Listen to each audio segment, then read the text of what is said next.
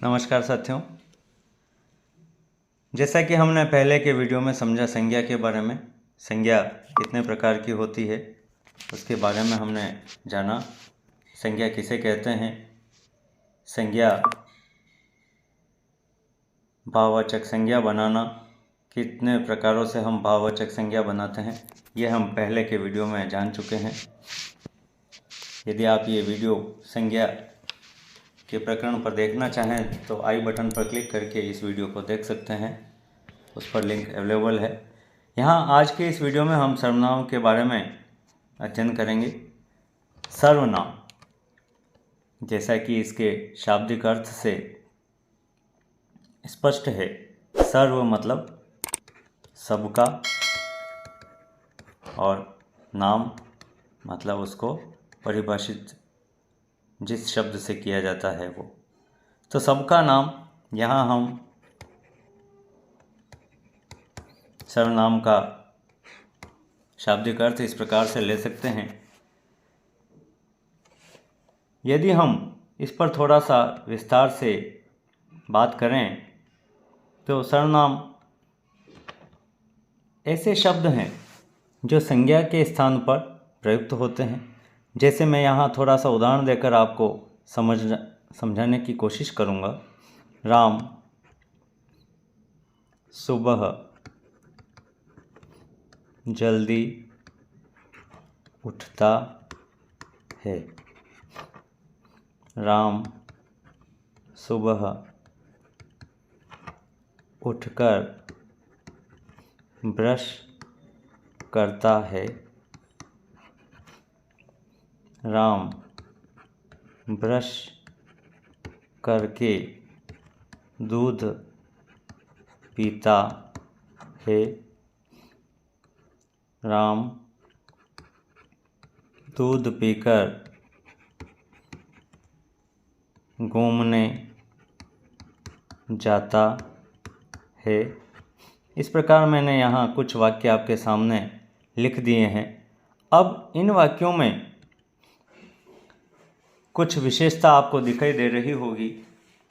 यहाँ बार बार एक ही शब्द की पुनरावृत्ति हुई है हर वाक्य में, वो है राम, जो कि कर्ता है। यहाँ इस राम शब्द की पुनरावृत्ति को रोकने के लिए और वाक्यों में तारतम्यता बनी रहे, इसके लिए हम किसका प्रयोग करते हैं? सर्वनाम का। राम शब्द के लिए ही नहीं, हम सभी की बात कर रहे हैं जहाँ बार बार संज्ञा शब्दों का दोहरान होता है और उनसे बचने के लिए हम सर्वनाम का प्रयोग करते हैं। यहाँ हम इसकी परिभाषा को परिभाषित करते हैं। सर्वनाम किसे कहते हैं, यहाँ हम यदि समझें तो संज्ञा के स्थान पर प्रयुक्त होने वाले शब्दों को सर्वनाम कहते हैं।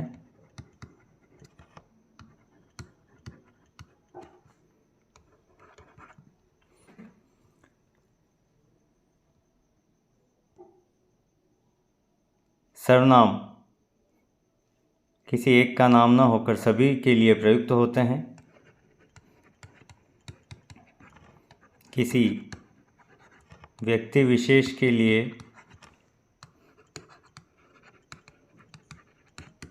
प्रयुक्त न होकर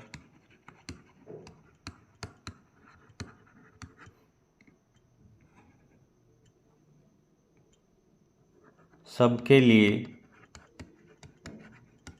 प्रयुक्त होते हैं।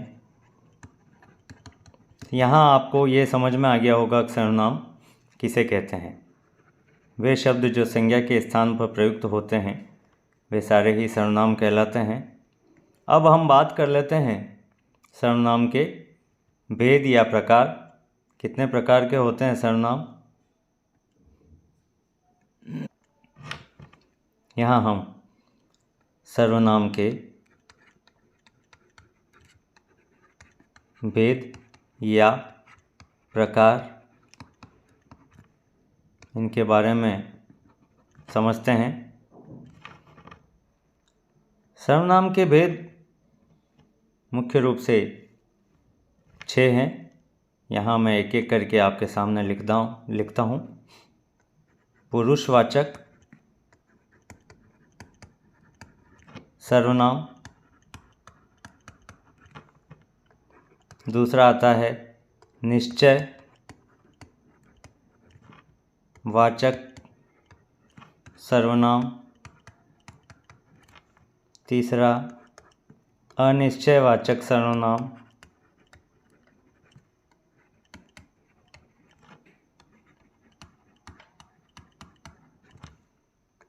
चौथा संबंधवाचक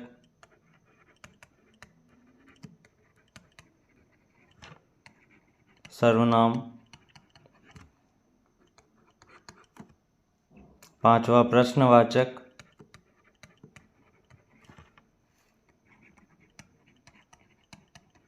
और छठा निजवाचक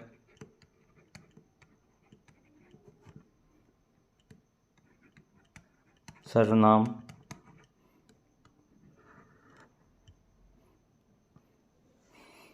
ये 6 सर्वनाम हमने यहाँ देखे।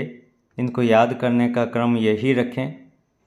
पहला पुरुषवाचक सर्वनाम, मैं यहाँ एक बार दोहरान आपसे करवा देता हूँ। पुरुषवाचक, उसके बाद निश्चय, अनिश्चय, संबंध, प्रश्न और निज। इसी क्रम में याद करें। पुरुष, निश्चय, अनिश्चय, संबंध, प्रश्न और निज। यदि इस क्रम को आप अपने दिमाग में बिठा लेते हैं तो शायद ये कभी आप नहीं भूल पाएंगे। हम इसी क्रम से चलें। पुरुष, निश्चय, अनिश्चय, संबंध, प्रश्न और निज।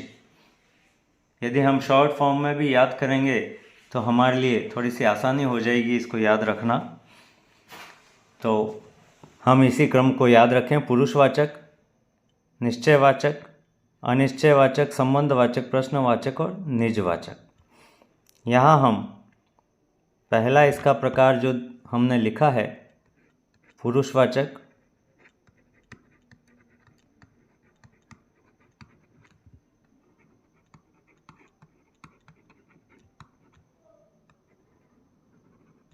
अब हम देखते हैं पुरुषवाचक सर्वनाम किसे कहते हैं।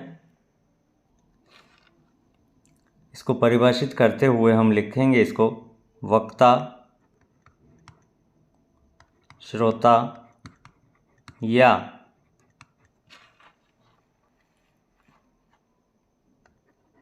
किसी अन्य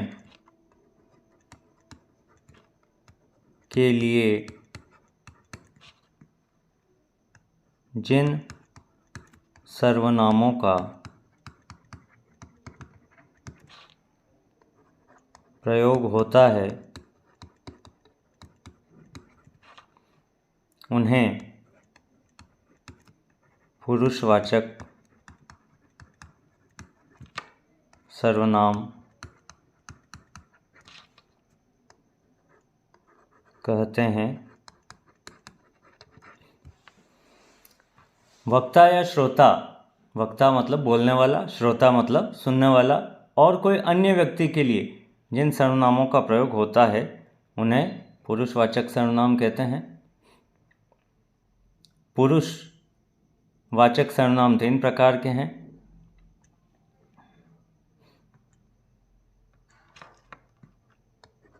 पुरुषवाचक सर्वनाम 3 प्रकार के हैं।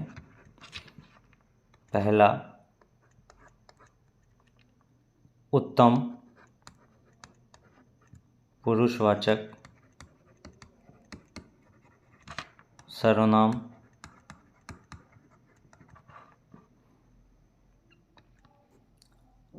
उत्तम पुरुषवाचक सर्वनाम किसको कहते हैं ये थोड़ा सा हम यहाँ सीखेंगे। उत्तम पुरुष, मध्यम पुरुष और अन्य पुरुष, ये 3 सर्वनाम होते हैं। सबसे पहला हमने यहाँ लिखा उत्तम पुरुष सर्वनाम। जिन सर्वनामों का प्रयोग यहाँ मैं इसको परिभाषित करते हुए चलता हूँ। जिन सर्वनामों का प्रयोग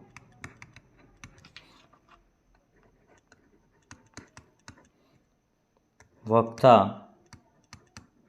या लेखक जो भी बोल रहा है या लिख रहा है अपने लिए करता है, उन्हें उत्तम पुरुष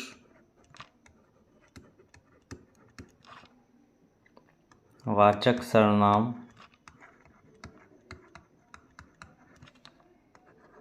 कहते हैं। यहाँ हम इसे समझेंगे उत्तम पुरुष वाचक सर्वनाम किसको कहते हैं। जहाँ वक्ता या लेखक, वक्ता मतलब बोलने वाला और लेखक मतलब लिखने वाला, अपने लिए जिन शब्दों का प्रयोग करता है वे सारे ही उत्तम पुरुषवाचक सर्वनाम होते हैं। जैसे मैं यहाँ बोल रहा हूँ तो मैं वक्ता हूँ, तो मैं शब्द अपने आप में उत्तम पुरुषवाचक, मेरी, मेरा, मुझे, हम, हमारा, हमको आदि, ये सारे ही सर्वनाम शब्द उत्तम पुरुषवाचक सर्वनाम कहलाते हैं। अब यहाँ हम इसका दूसरा प्रकार देख लेते हैं। दूसरा, मध्यम पुरुषवाचक सर्वनाम।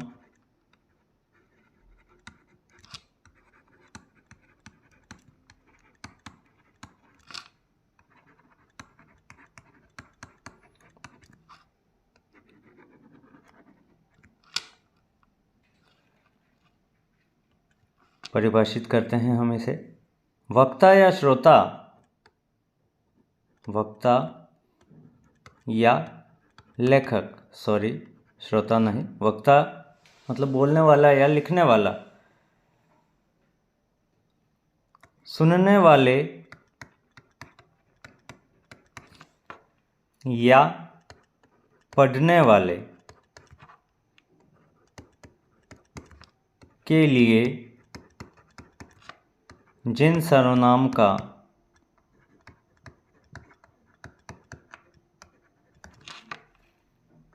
प्रयोग करता है उन्हें मध्यम पुरुषवाचक सर्वनाम कहते हैं।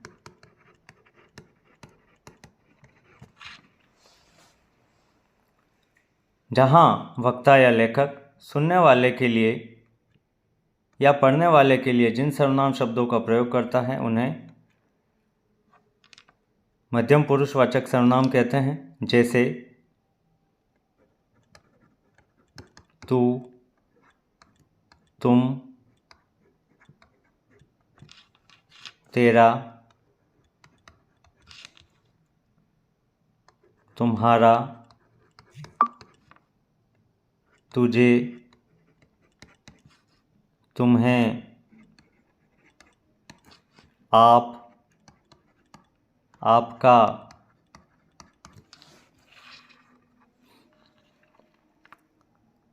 अपने, आपको आदि, ये सारे ही मध्यम पुरुषवाचक सर्वनाम हैं। जहाँ वक्ता या लेखक सुनने वाले या पढ़ने वाले के लिए जिन सर्वनाम शब्दों का प्रयोग करता है वे मध्यम पुरुषवाचक सर्वनाम कहलाते हैं। जैसे तू, तुम, तेरा, तुम्हारा, तुम्हें, आप, आपका, अपने, आपको आदि। अब बात कर लेते हैं हम अन्य पुरुषवाचक सर्वनाम। तीसरा प्रकार, अन्य पुरुषवाचक सर्वनाम।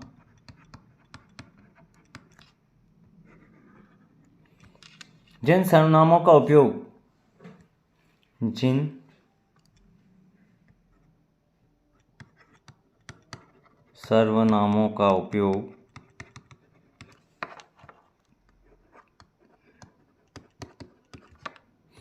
वक्ता या लेखक किन्हीं अन्य व्यक्तियों के लिए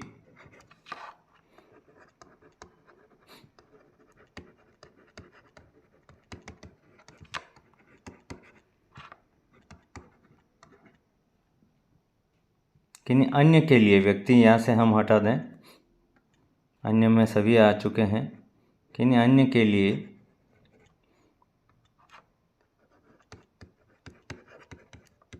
करता है, उन्हें अन्य पुरुषवाचक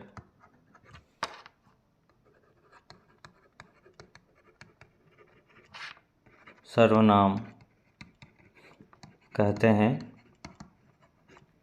जैसे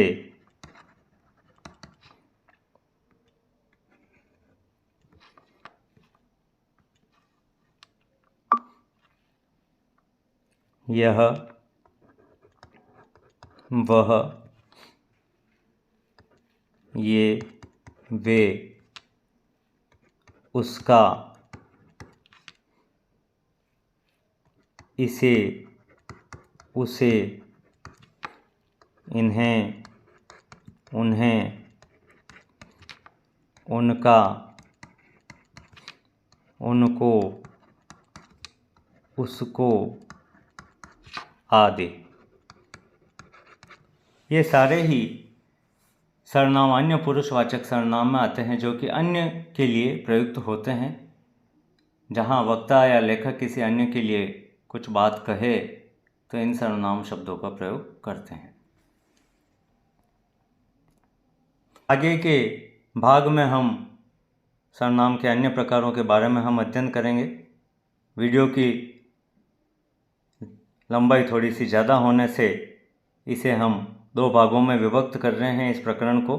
एक भाग इस वीडियो में हमने देखा, अगला भाग देखने के लिए आप चैनल पर बने रहिए। वीडियो को ज़्यादा से ज़्यादा शेयर करें। धन्यवाद।